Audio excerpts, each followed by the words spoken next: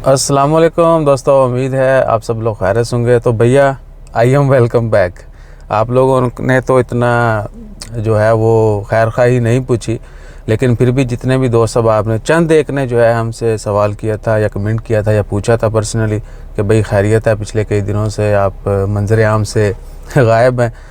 Any हो कुछ personal मसरूफियात और एमरजेंसी में पाकिस्तान जाना पड़ा।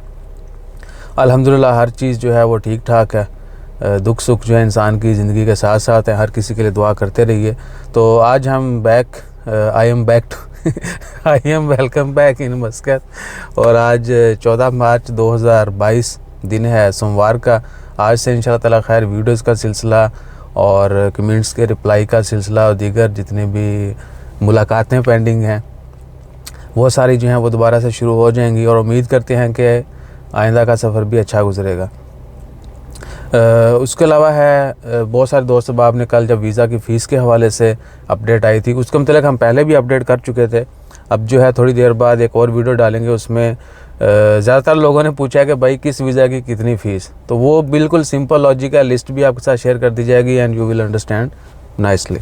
That's all. तो अपना ख्याल रखिएगा, दुआ में याद रखिएगा। और जिस तरह पहले आपने सपोर्ट की वही आपकी सपोर्ट की ज़रूरत है हमें, ताकि डॉलर भी आते जाएँ और मोटिवेशन भी बढ़ती जाए और ख़िदमत भी बढ़ती जाए।